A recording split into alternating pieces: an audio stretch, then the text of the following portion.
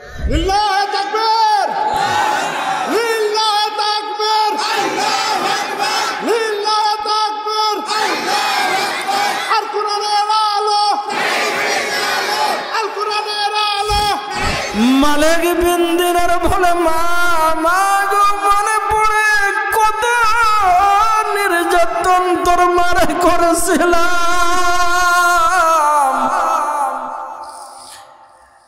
বলে বাবা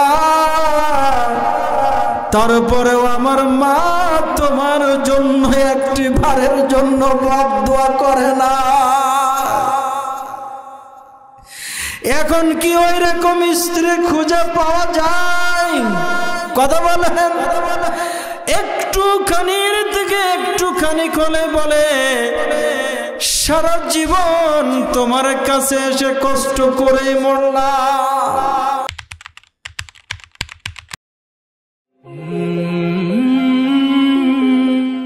একদা এরকম আমার মতো মঞ্চে সে আল্লাহর একজন বুজুর্গ ব্যক্তি, ওলি ব্যক্তি আলোচনা শুরু করছেন। সুবহানাল্লাহ বলেন। নাম হচ্ছে মালিক বিন দিনার রাহমাতুল্লাহ আলাইহি। কি নাম বললাম? একটু স্মরণ রাখবেন, আমি কোরআনের সাথে মিলাই দেব।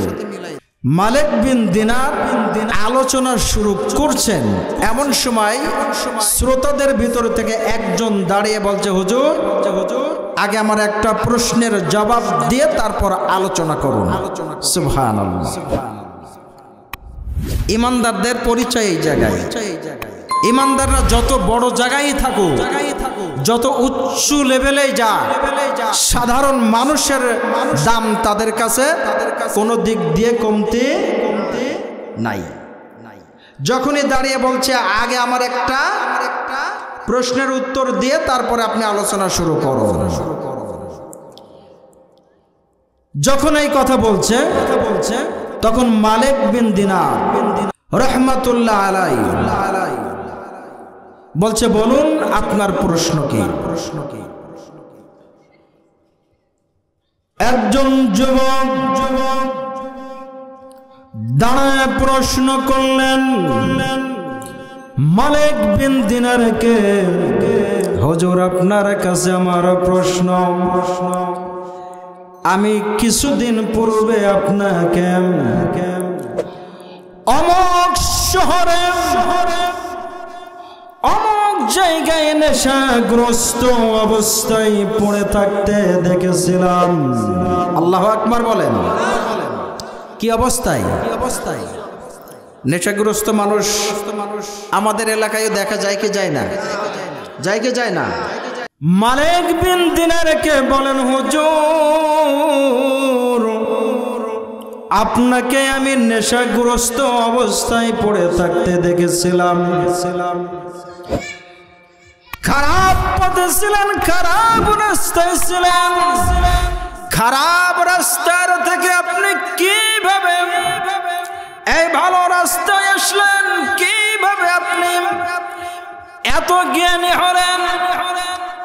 আপনি সমস্ত খারাপ রাস্তাগুলো ছেড়ে দিয়ে আজকে এত সুন্দর মঞ্চে এসে আমাদেরকে রব্বুল আলামিনের কথাগুলো শোনাচ্ছে।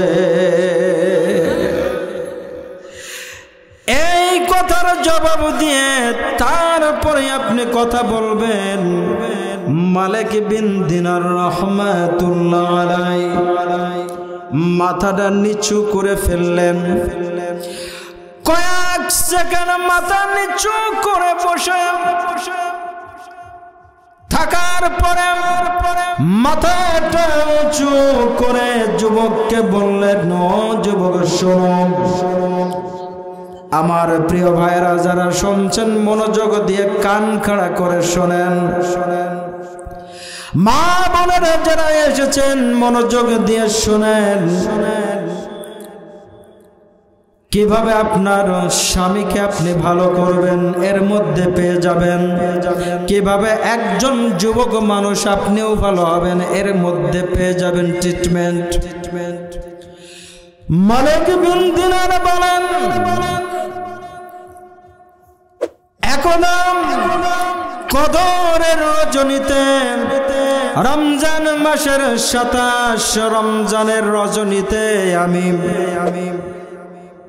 বাজারের দোকানপাট বন্ধ করে দিয়েছিলাম।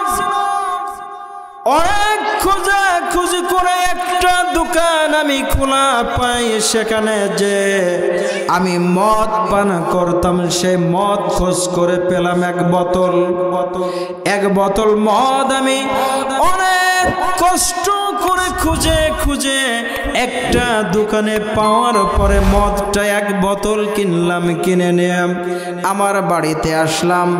বাড়িতে এসে রুমের মধ্যে যখন আমি ঢুকলাম, ঢুকে দেখতে পাইলাম আমার স্ত্রী যাই নামাজ বিছায়ে যাই নামাজে সেজদায় পড়ে আল্লাহ রাব্বুল আলামিনের কাছে কি যেন গুনগুন করে বলেন আল্লাহু আকবার। আমার মনের মধ্যে কোনো দয়া মায়া হলো না। আমার মনের মধ্যে কোনো ধরনের দয়া মায়া জাগ্রত হলো না। মদের বোতলটা আমি নিয়ে যাই টেবিলের উপরে রাখলাম। রাখার পরে আমার জামা কাপড় খোলার জন্য আমার জামা কাপড় যেখানে খুলে রাখি সেখানে গেলাম। যাওয়ার পরে জামা কাপড় খুলতেছি, এর মধ্যে আমার 4 বছরের একটা ছোট্ট কন্যা সন্তান ছিল। সন্তানটা খেলা করতে করতে আমার টেবিলের উপরে যে মদের বোতলটা রাখা ছিল ওইটা নিয়ে হাতে করে নাড়াচাড়া করতে করতে নিচে ফেলে দেওয়ার কারণে বোতলটা ভেঙে গেল। আমি জামা কাপড় পাল্টা এসে দেখে আমার মদের বোতল আর ঠিক নাই। মদের বোতল ভেঙে ফেলেছেন কে? আমার বাচ্চাটার আমি কিছু বলতে পারলাম না।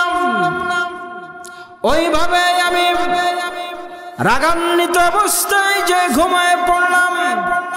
সকালবেলা ঘুমের থেকে উঠলাম, আমার যা কাজে চলে গেলাম, টাকা পয়সা উপার্জন করে আবার রাত্রে যে মদ কিনলাম। এইভাবে চলতে লাগলো। 1 বছর আমার জীবনে এইভাবে চলে গেল। পরবর্তী বছর যখন আবার সেই লাইলাতুল কদরের রজনী আসছে, আমি আবার 1 বোতল মদ ক্রয় করে বাড়িতে নিয়ে আসলাম।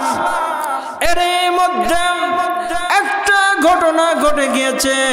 আমার যে 4 বছরের একটা কন্যা শিশু ছিল, ওই কন্যা শিশুটি ওই মদের বোতল ভেঙে ফেলার পরে 3 থেকে 4 মাসের মধ্যে আল্লাহ রাব্বুল আলামিন আমার ওই সন্তানটারে দুনিয়ার থেকে নিয়ে নিয়েছিলেন। আমি মদের বোতল নিয়ে এসে পূর্বের বছরের মতো করে টেবিলের উপরে রাখার পরে জামা কাপড় খুলে আমি যখন মদের বোতলটা হাতে নিয়ে পেশ করে যখন পান করতে যাব, এমন সময় আমার ওই ছোট্ট নাবালেগা মেয়ের কথা আমার স্মরণে এসে গেল। আমার মনের মধ্যে কেমন যেন একটা ধাক্কা দিল। হায় রে, গত বছর এই একই সময়ে একই দিনে এই মদ নিয়ে এসেছিলাম, আর আমার মেয়ে এই মদের বোতলটা ভেঙে ফেলেছিল। আমার মনে ওই কথাটা স্মরণ আসার সাথে সাথে আমি মদ পান না করে মদের বোতলটা টেবিলের উপরে রেখে দিলাম। নিজের মনে অনুশোচনা আসলো। রাত্রে আমি ঘুমাইতে গেলাম। বলেন আল্লাহু আকবার। রাত্রে আমি ঘুমাইতে গেলাম। রাত্রে ঘুমের মধ্যে আমি দেখতে পাইলাম, যখন আমি বিভোরে ঘুমের মধ্যে দেখতে পাচ্ছি একটা বিষাক্ত বড় অজগর সাপ আমার দিকে তেড়ে চলে আসছে। সাপটা যখন আমার দিকে আসে, আমি সাপটা দেখে দৌড় দিয়েছি, সাপ আমার দিকে তেড়ে আসে আর আমি দৌড়াইতেছি দৌড়াইতেছি দৌড়াইতেছি, বলেন আল্লাহু আকবার। দৌড়াইতে দৌড়াইতে একদা অনেক দূর যাওয়ার পরে একটা বৃদ্ধ লোকের সাথে আমার দেখা হয়ে গেল।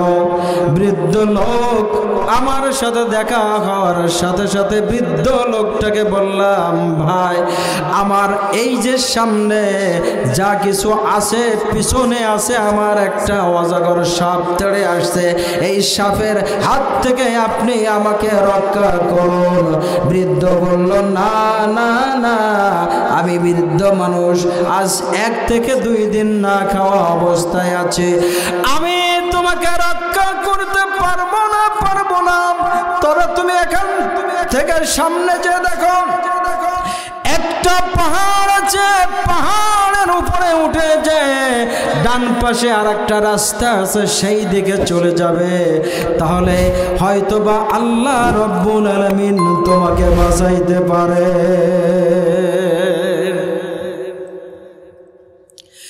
মালিক বিন দিনার বলেন, স্বপ্নের মধ্যে আমি এইটা দেখতে পাচ্ছি। বৃদ্ধ আমাকে যেমন ভাবে বলল আমি সেইভাবে দৌড় শুরু করে দিলাম।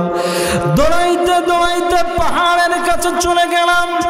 পাহাড়ের কাছে যে পাহাড়ের দিকে আমি ওঠা শুরু করে দিলাম। পাহাড়ের উপরে যখন চূড়ায় উঠে গেলাম, ওঠার পরে দেখলাম দাউ দাউ করে পাহাড়ের চূড়ায় আগুন জ্বলতেছে। কে জ্বলছে? আগুন জ্বলতেছে, আগুন জ্বলতেছে। এইটা দেখে আমার ওই বৃদ্ধার কথা মনে পড়ে গেল। বৃদ্ধ বলেছে আমাকে ডান পাশে যাওয়ার জন্য।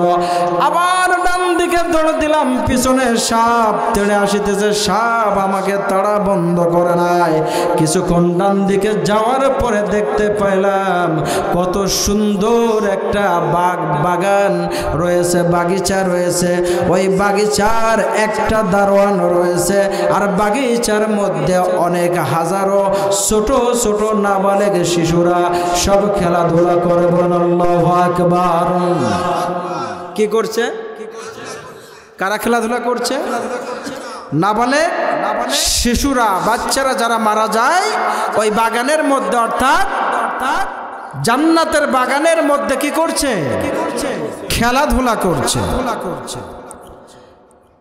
দারোয়ান একজন দাঁড়িয়ে আছে। দারোয়ান জিজ্ঞাসা করে, এই কে তুমি? বলে আমি মালিক বিন দিনার। কেন তুমি এখানে এসেছো? আমাকে সাপে তাড়া করেছে, সাপের হাতের থেকে বাঁচার জন্য আমি দৌড়াইতে দৌড়াইতে এই পর্যন্ত চলে এসেছি। ওই সাপের হাত থেকে আমাকে রক্ষা করুন। বলে না না না, রক্ষা করার দায়িত্ব আমার না, যে কোনো বিপদের থেকে রক্ষা করতে পারেন কে? বলেন কে? এখান থেকে শিক্ষা বের করতে হবে। অনেক মানুষ আছে মনে করে দুনিয়ায় কোনো বিপদে পড়ে গেলে আমাকে দুনিয়ার কোনো মানুষ বিপদের থেকে রক্ষা করতে পারে, এরকম চিন্তা চেতনার মানুষ আছে না নাই? কথা বলেন, আছে না নাই? এই চিন্তা যদি থাকে বাদ দিতে হবে। একমাত্র আপনাকে আমাকে রক্ষা করতে পারেন কে? বলেন কে? আল্লাহ। ওই দারোয়ান বলে দিচ্ছেন, গেটম্যান বলে দিচ্ছেন, দেখো দেখো এর মধ্যে কোন বাচ্চা তোমার পরিচিত আছে নাকি? ওই বাচ্চারা তোমাকে ওই সাপের হাত থেকে আল্লাহ রব্বুল আলামিনের পারমিশনে বাঁচাইতে পারে কিনা দেখো। সুবহানাল্লাহ বলবেন না? আরো জোরে বলেন সুবহানাল্লাহ। আলোচনা হয় মাইকে, মুখ আগায় দিলে কথা বলতে গেলে কথা বলা যায় না। যেমন দরজার কাছে গিয়েছে, যাওয়ার সাথে সাথে যত বাচ্চারা ছোটবেলায় মারা গেছে তার মধ্যে তার একটা 4 বছরের যে কন্যা সন্তান মারা গিয়েছিল, ওই কন্যা সন্তানটা বাবাকে দেখার সাথে সাথে দৌড় দিয়ে বাবার কাছে চলে এসেছে। বলেন সুবহানাল্লাহ। বাবাকে এসে জড়ায় ধরে জিজ্ঞাসা করে, বাবা ও বাবা এখানে কেন এসেছো গো, কি কারণে এসেছো? আমার নাবালেক সন্তান যখন আমাকে এই কথা জিজ্ঞাসা করে, আমি নিজেকে আর ঠেকিয়ে রাখতে পারলাম না। আমার সন্তানটারে আমি কোলে নিয়ে বলতেছি, ও মা, আমার পিছনে দেখো তেড়ে আসছে সাপ, সাপে আমাকে খেয়ে ফেলবে। মাগো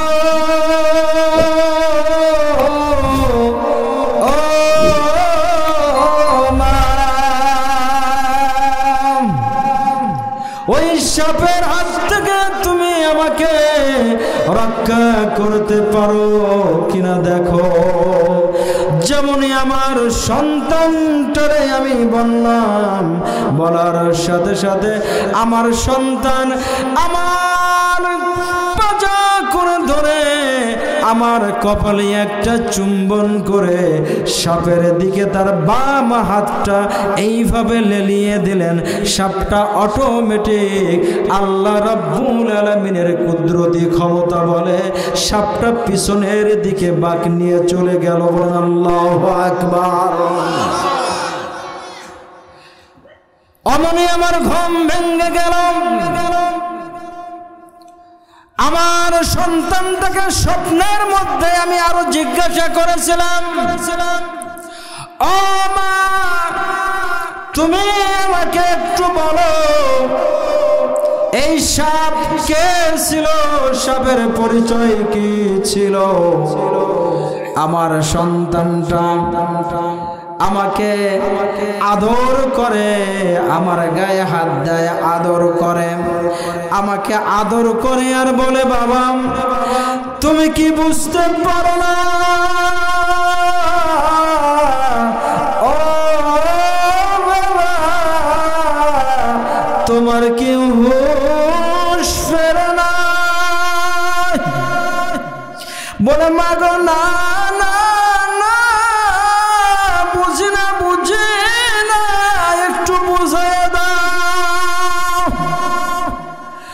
ছোট্ট মেয়ে বলে, ও বাবা ভালো করে শোনো, ভালো করে শোনো, ভালো করে বুঝো, ভালো করে বোঝার চেষ্টা করো। ও মুসলমান ভাইরা আমার, ও মা বোনেরা যারা পর্দায় বসে শুনছো, ভালো করে শোনো গো, শোনো গো।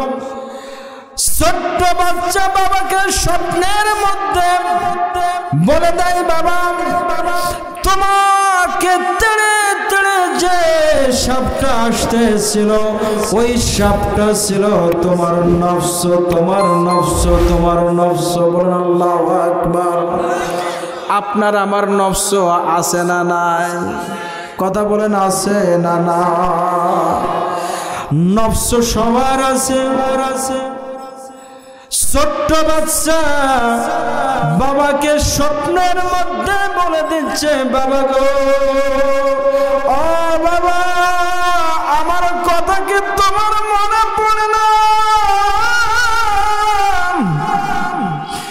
ও বাবা তোমার কি স্মরণে আসে না?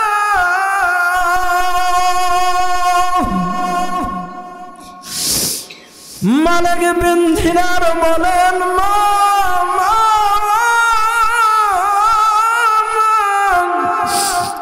স্মরণে আসে গো,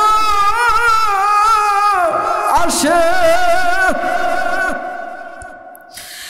ছোট্ট মেয়ে বলে, বাবা তুমি আমার মা নামাজের সেজদায় পড়ে থাকতো, মদের বোতল নিয়ে এসে রুমের মধ্যে মদ পান করতে গো। নামাজরত অবস্থায় তুমি আমার মাকে ধরে কত মেরেছো।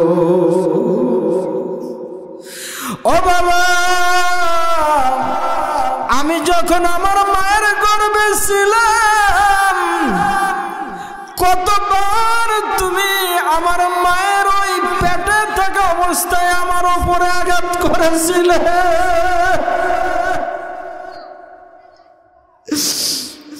বাবা গো বাবা, মনে কি পড়ে?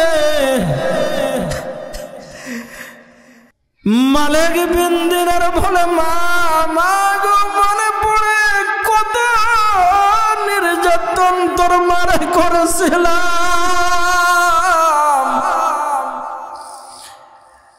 বলে বাবা,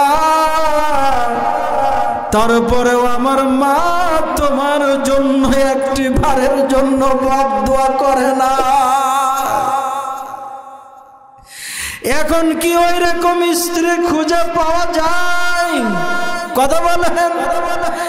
একটুখানির থেকে একটুখানি কোলে বলে সারা জীবন তোমার কাছে এসে কষ্ট করে মরলাম, ঠিক কিনা? কিন্তু মালিক বিন দিনারের স্ত্রী কখনো তার স্বামীর জন্য বদদুয়া করে না। আল্লাহু আকবার। মেয়েটা বাবাকে আদর করে, স্বপ্নের মধ্যে আদর করে আর বলে, বাবা তুমি কি তোমার স্মরণে রেখেছো যেই দিন আমি দুনিয়াতে আমার মায়ের গর্ভের থেকে আসি, আমার মায়ের যখন প্রসব বেদনা শুরু হয়েছিল, তুমি মদ পান করে এসে আমার মার মাথার চুল ধরে তুমি ওই অবস্থায় নির্যাতন করেছিলে। মালিক বিন দিনার নিজের চোখের জল ধরে রাখতে পারে না। স্বপ্নের মধ্যেই মালিক বিন দিনার বলে, আমি কাঁদছি, কাঁদি আর আমার সন্তানদের বলে, তুই আমার আর কষ্ট দেওয়ার কথা বলিস না, বল আসল ঘরে রাখি। বলে বাবা, তুমি ঘরের দিকে উঠে লক্ষ্য করে দেখো, তোমার স্ত্রী এখন যায় না, মাঝে বসে তোমার জন্য কাঁদে। ও বাবা, তুমি কি ভালো হবে না? তোমার নফস আমরা এত বেশি শক্তিশালী করে ফেলেছ, খারাপ কাজ করতে করতে করতে তোমার নফস জোরে তুমি এত শক্তিশালী করে ফেলেছো। ওই নফসের শক্তি এত বেশি হয়ে গিয়েছে, নফসটা এখন সাপে রূপান্তরিত হয়, তোমাকে তাড়াতে তাড়াতে জাহান্নামের দ্বার প্রান্তে নিয়ে এসেছে। আল্লাহু আকবার। আর জোরে বলো আল্লাহু আকবার। ও বাবা, তুমি কি জানো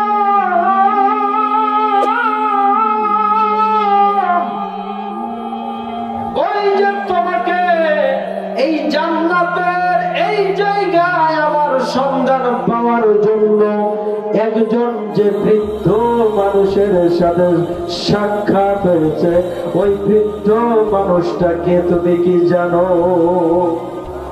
বলে, মাগো মা,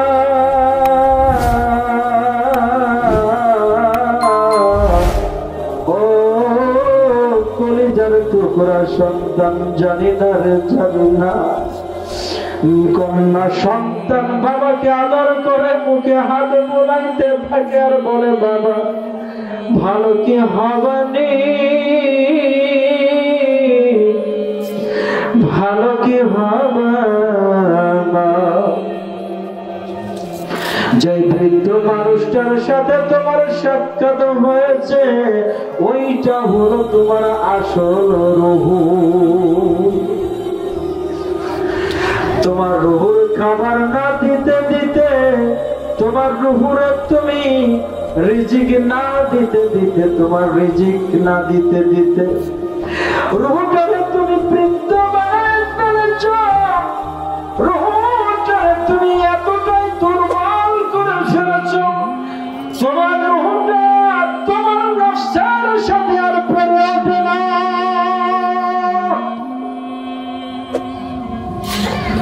তোমার রুহুটা দুর্বল হয়ে গিয়েছে বাবা। ও বাবা, তোমার রুহুটাকে তুমি একটু শক্তিশালী করো। আমি আমার মেয়েকে জিজ্ঞাসা করলাম, মা আমার রুহুটারে এখন শক্তিশালী করবো কি দিয়ে একটু বল। আমার মেয়ে আমার মুখে হাত দেয়, কপালে চুমো দেয়, ঠোঁটের উপরে চুমো দেয়, বলে বাবা তুমি যদি আল্লাহ মুখে হয়ে যাও, তোমার জিহ্বাটা যদি আল্লাহর তাসবিহ দিয়ে, আল্লাহর বাণী দিয়ে, আল্লাহর গুণগান দিয়ে তুমি ভিজাইতে পারো, আল্লাহ রাব্বুল আলামিন তোমার রূহটারে আবার তাজা করে দিবে। বলেন আল্লাহু আকবার। আমার মেয়ে কথা যখন বলল, বলার পরে আমার মেয়েকে বলল, বাবা যাও যাও, আমি আর তোমার কাছে থাকতে পারবো না বাবা। ও বাবা আমি চলে গেলাম, আমি নাবালেগ অবস্থায় মারা গিয়েছি, জান্নাতি হয়েছি। আসো দেখো, একটু যদি তোমার দেখার ইচ্ছা জাগে, একটু যদি দেখতে চাও, আমাদের সাথে করে আল্লাহর পয়গম্বর ইব্রাহিম আলাইহিস সালাম কত সুন্দর করে আমাদের আদর করে। বলেন আল্লাহু আকবার। আল্লাহর নবী বলেছেন, এই পৃথিবীর থেকে যত নাবালেগ মুসলিম শিশুরা মারা যায়,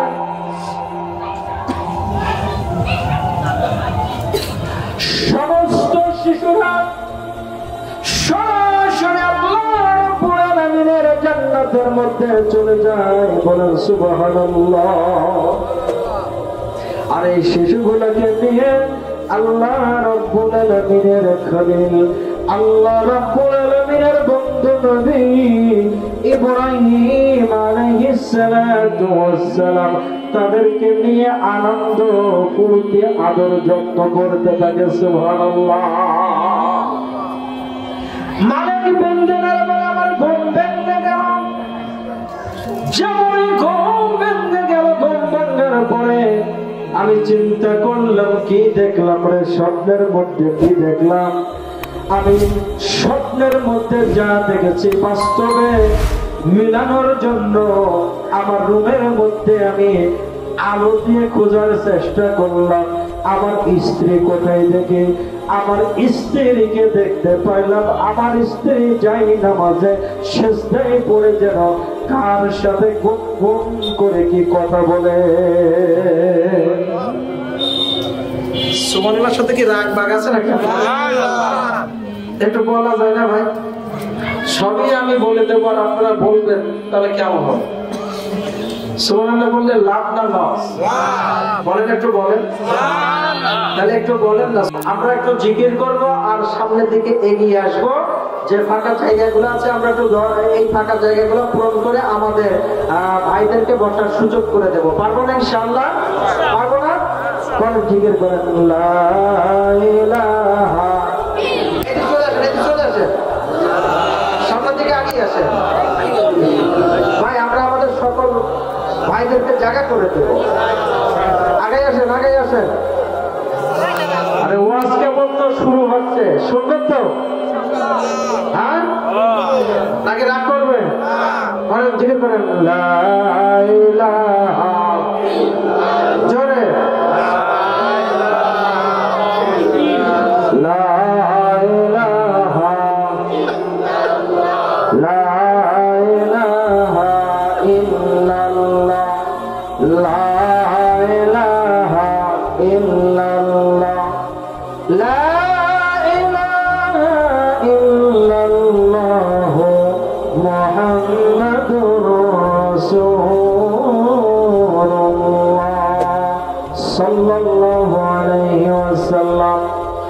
মালিক বিন দিনার বলেন, আমার স্ত্রীকে আমি দেখলাম যাই নামাজে সিজদা অবস্থায় কার সাথে কথা বলে? কথা বলেন না, কার সাথে? কার সাথে? আমরা নামাজে সিজদায় যে কার সাথে কথা বলে? কথা বলে আল্লাহর বান্দা। এখন তো এরকম বান্দা সব ঘরে ঘরে। হ্যাঁ, আমার বলছে জি, ঠিক আছে তো না, যদি থাকে আমার কোনো আপত্তি নেই। এইরকম আল্লাহর বান্দা এখন আমাদের প্রত্যেকের ঘরে ঘরে নাকি? যখন মাগরিবের আযান দেয়, রিমোটটা হাতে নেয়, টিভির সুইচটা অন করে না অফ করে? কথা হয় না। কি আপনারা কি রাগ করছেন? কে রাগ করছেন? একটু হাত থেকে থাকেন তো। বাস্তবের সাথে মিলে তবে মা বোনটা কিন্তু এবার আমার পর রাগ করবে। এই শিয়া হুজুরের একটু কিছু বলার দরকার। রাগ করলে কিছু করার নাই। ওদেরকে একটু বলবো, তারপরে আপনাদেরকে বলবো। রুহুর খোরাক আজকে এখান থেকে নিয়ে যাবো। রাজি আছেন তো? হ্যাঁ, নাকি নকশে তাড়াতাড়ি করে যাবে? হ্যাঁ, কথা পাই না। দেখবেন অনেক মা বোন বলতে গেলে এখন ধরা যায় 98% আমার তদন্তে, আমি আমার তদন্তে বলছি 98% মা বোনেরা মাগরিবের আযান হলে পারে ওরা টিভির সামনে বসে থাকে, ওদের নামাজের কোনো খবর থাকে না। ঠিক বললাম না বেশি? এখন ওই মা বোন যারা টিভি নিয়ে ব্যস্ত থাকে, যারা বিভিন্ন নাটক, বিভিন্ন সিনেমা নিয়ে ব্যস্ত থাকে, ওই মা বোনদের স্বামীরা ওদের উপরে টর্চারিং করবে না, কোন স্বামীরা করবে? কথা বলে, কথা বলেন। আবার বলছে ঠিক, মানে আপনারা তাহলে ওই পক্ষে, মানে ওইটাই চান যে ওরা টিভি চালায় আর সারাদিন কাজ করে নিয়ে এসে খাওয়াবে, আমরা খালি লুঙ্গি পাশারটা মাথায় তুলে হেঁটে বেড়াবো। ঠিক না? আছে, সেগুলি আছে এরকম যুবক, এরকম স্বামী আছে। হ্যাঁ, তার মানে আছে, কথা করছে না? আছে, আছে, আছে। থাকলে পাল্টাতে হবে ভাই। আপনি পাল্টালে, আপনি না পাল্টালে আপনার পরিবার আপনি পাল্টাইতে পারবেন না। বুঝতে পারছেন? আপনি যতদিন চেঞ্জ না হবে আপনার পরিবার আপনি চেঞ্জ করতে পারবেন। আপনার পরিবারই যদি আপনি ঠিক করতে না পারেন, আপনি সমাজ পরিবর্তন করবেন কি করে বলেন? পারবেন? আপনি যদি মনে করেন, আপনি ধরে নেন একটা নেতা, আপনি যদি সিগারেট টানেন, তাহলে আরেকজনকে আপনি সিগারেট বন্ধ করার জন্য বলতে পারবেন? আপনি যদি সিগারেট টানেন ও আপনার সামনে মদের বোতল নিয়ে এসে তুলে খাবে, আপনি কিছুই বলতে পারবেন? কথা বলেন, এটা বাস্তব। এটা কি বলেন? এটা বাস্তব। আগে দেখবেন মই মুরব্বী যারা ছিল তাদেরকে দেখলে পরে ছোট বাচ্চারা সম্মান দিত, ঠিক কি না? আর এখন এতটুকু বাচ্চারা আমাদের হুজুরদের সামনে এসে এইরকম টান দিয়ে এরকম ধোয়া আমাদের দিকে ছেড়ে দেয়। আছে না না? কথা বলেন, আছে না না? তাহলে এই দোষটা কাদের বলেন তো? কথা বলেন। কারণ আমরা যারা দায়িত্বই থাকে আমরাই এখন খারাপ হয়ে গেছি। তা আমরা ভালো করবো না কি করবো? ঠিক কিনা?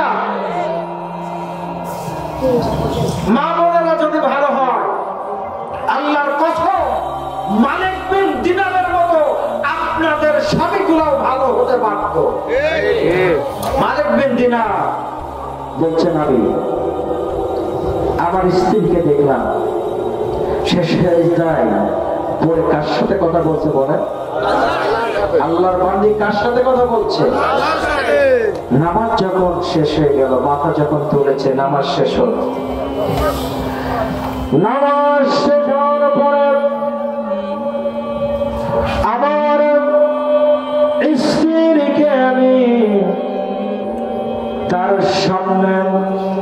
যাই নামাজে যে বসে আমার স্ত্রীর হাত ধরবে, হাতটা ধরে আমার স্ত্রীকে কত নির্যাতন না করেছে জীবন ভরে, কত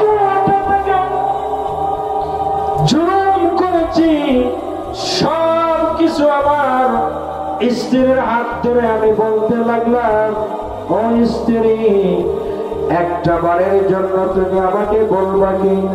এখন কেবলমাত্র তুমি এই নামাজের যাই নামাজে তোমার কপালটা লাগায় লাগায় গুন গুন করে কার সাথে কথা বলতেছিলে? বলেন আল্লাহু আকবার। যে নামাজ কালাম পড়ে না সে তো বোঝে না যে আসলে সেজদায় করে কি বলে বা কার সাথে কি করে, এটা তো বোঝে না। বোঝে না? বুঝতে পারে? বুঝতে পারে না। আমার প্রিয়তম স্ত্রীকে আমি জিজ্ঞাসা করলাম, ও স্ত্রী কার সাথে কি গোপন আলাপ করতেছিলে বলো? আমার স্ত্রী আমার ভালোবাসার কণ্ঠস্বরটাতে, আমার স্ত্রী আমার ভালোবাসার হাতের ছোঁয়াতে আমাকে পাজা করে ধরলে, আমাকে পাজা করে ধরে আমার কপালে একটা চুম্বন বসায় দিলে। একটা চুম্বন দিলেন না, মনে হলো আমি মালিকের জীবনটা যেন পরিবর্তন হয়ে গেল। এরকম স্ত্রী বানানোর দরকার আছে না? ও মুসলমানেরা বলা আছে না? কিন্তু দেখা যায় উল্টা, স্বামী সারাদিন কাজকর্ম করে বাড়িতে আসলে ও এমন অবস্থায় থাকে, স্বামী দেখে খুশি হওয়ার পরিবর্তে আরো বেশি অখুশি হয়ে যায়, ঠিক কিনা? কিন্তু যদি বলা হয় তোমার আজকে দুলা ভাই আসবে, দেখবেন লিপস্টিক দেবে, কত রকম সাজগোজ করবে, ঠিক কিনা? যদি নিজের স্বামীর সামনে সাজগোজ করে নিজেকে প্রেজেন্টেশন করতে পারে, আল্লাহ রাব্বুল আলামিনের নবী বলেছেন ওই স্ত্রীর আমলনামায় আল্লাহ রাব্বুল আলামিন নফল নামাজের সওয়াব দিতে থাকে। সুবহানাল্লাহ। আমাদের আয়েশা বলেন, আমি নবীজির সামনে যে বসতাম, যখন আমার মাথার চুলটা আমি নাড়া দিতাম, মাথার চুলটা খুলে নবীজির সামনের দিকে চলে যেত, নবীজি নিজে হাতে করে আমার মাথার চুলটা এসে গুছাই দিত। আমার গায়ে হাত দিত, আমার ভালো লাগতো, নবীজি খুশি হতে। আমার নবীজি যখন গুছাই দিয়ে যাবার তারা শুনে বসতেন। ঠিক বুঝে তো? এখানে আলেম একজন আছে, আমি ভুল বলে কাট করবো, ভুল হচ্ছে।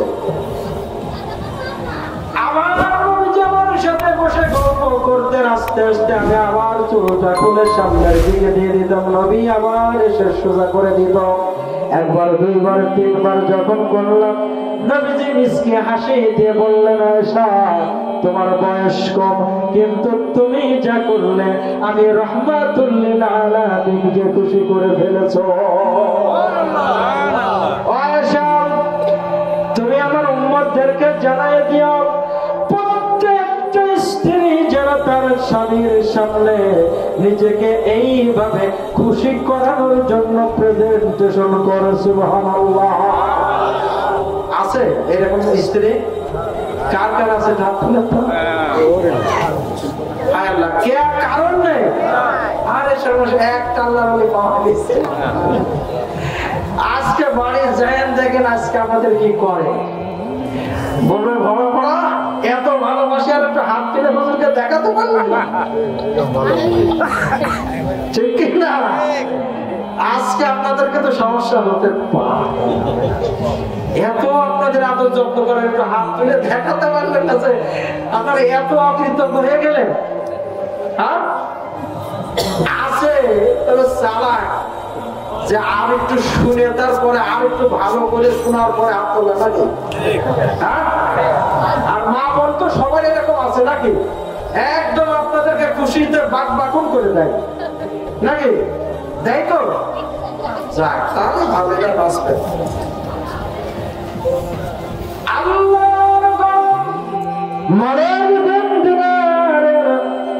স্ত্রী কপালে চুমু দেওয়ার পরে বলেন, কলিজার স্বামী, নামাজের সাজদারত অবস্থায় আমাকে কত যে নির্যাতন করেছ গো, তারপরে আমি তোমার জন্য বাধ্য করি নাই। স্বপ্নের সাথে মিলছে কি? স্মরণ আছে তো? স্বপ্নের সাথে মিলছে। ইমানদারদের স্বপ্ন অধিকাংশ সত্য হয়, এটা নবীজির হাদিস। বুঝতে পারছেন? মালিক বিন দিনার বলে, আমার মেয়ে যা বলেছে আমি মিলাচ্ছি। সুবহানাল্লাহ বলে। আমার স্ত্রী আমাকে বললেন, ওগো আমার স্বামী, আমি নামাজের যাই, নামাজে সিজদায় পড়ে পড়ে তুমি আর কোন মানুষের সাথে আমি কথা বলতেছিলাম না। নামাজে যাই, নামাজে সিজদায় পড়ে আমি মহান রব্বুল আলামিনের সাথে কথা বলতেছিলাম। কি কথা বলতেছিলে তো একটু বলো না? আমার স্ত্রী আমাকে আদর দিয়ে, ভালোবাসার হাত দিয়ে কাছে টেনে নিয়ে বলে, ও স্বামী, আমি তোমার জন্য কোনো বাধ্য করি নাই।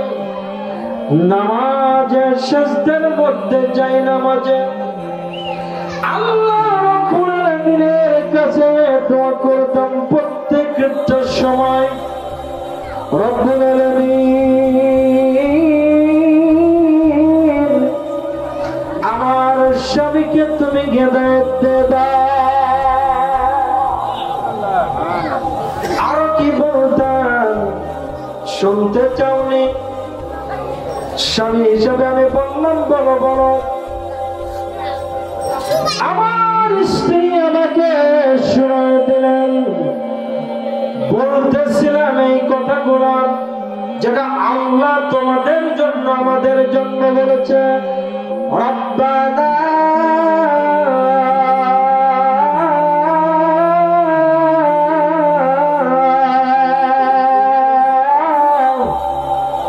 বলেন আল্লাহু আকবার।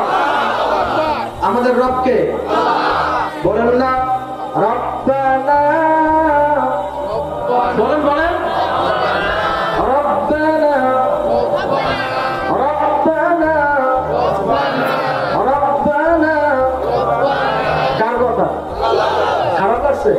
আরে বলেন না, কোরআনের সঙ্গীত আমরা করবো, কোরআনকে নিয়ে আমাদের মুখে চর্চা করবো, ঠিক না? রুহুর খুরাক দেবো। কিসের খুরাক দেবো?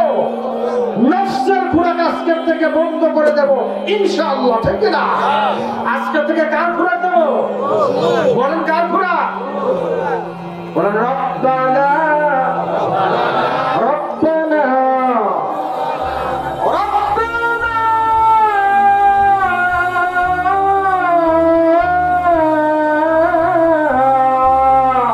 ফাগফির লানা যুনুবানা ওয়াগফির আন্না সাইয়্যাতিনা ওয়া তাওফানা মা'আল আবরার।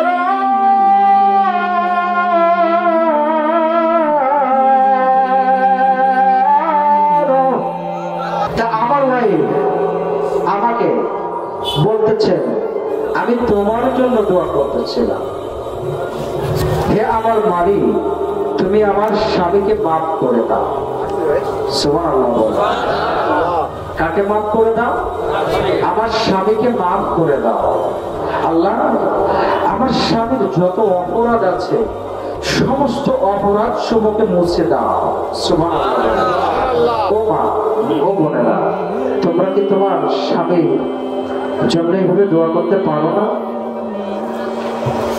এবং সর্বশেষ বলতেছিলাম, আল্লাহ তুমি আমাদের এতটুকু হেদায়েত দিয়ে দিও, আমরা মৃত্যুবরণ করার পরে আমরা যেন নেককার বান্দা বান্দীদের মধ্যে শামিল হয়ে যেতে পারি। সুবহানাল্লাহ। স্বামী গো, তোমার জন্য আমি প্রতিটা নামাজের শেষে এই বলেই দোয়া করি, আমার স্ত্রীকে আমি ধরে নিজেকে আর ঠিক রাখতে পারলাম না, কাঁদতে লাগলাম, চোখের পানি আমার ওয়াইফ আমাকে মুছে দিতে লাগলে। আমার ওয়াইফকে বললাম, হে আমার ওয়াইফ, আমার স্ত্রী, আমি কথা দিচ্ছি আজকের থেকে আমি মালিক বিন দিনার আল্লাহর পথে নিজেকে উৎসর্গ করে দিলাম। সুবহানাল্লাহ। তারপরের থেকে ওই প্রশ্নকারীকে এবার বলছে, হে যুবক, তারপরের থেকে আমি কোরআনের একজন ছাত্র হয়ে গিয়েছি।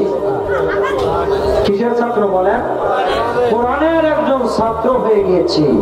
যেই দিন আমি কোরআনের ছাত্র হয়েছি সেই দিন থেকে আল্লাহ আমার মর্যাদা, আল্লাহ আমার সম্মান এই জায়গায় নিয়ে এসে পৌঁছাইয়ে দিয়েছে। সুবহানাল্লাহ। প্রিয় এলাকাবাসী, সামনে ভূমিষ্ঠ মুসলমান ভাইয়েরা, পর্দার অন্তরালে মা বোনেরা, আপনাকে চাই আমাদের মর্যাদা আল্লাহ দুনিয়া আখিরাতে ওইভাবে বৃদ্ধি করে দিক। আমরা কি চাই? সবাই কি চাই? যারা চাই লাস্টে আপনাদের একটু স্টেটমেন্ট নেব। মা বোনেরা যারা আছেন তারা ভাগ করবেন, আপনারা যারা আছেন তারা ভাগ করবেন।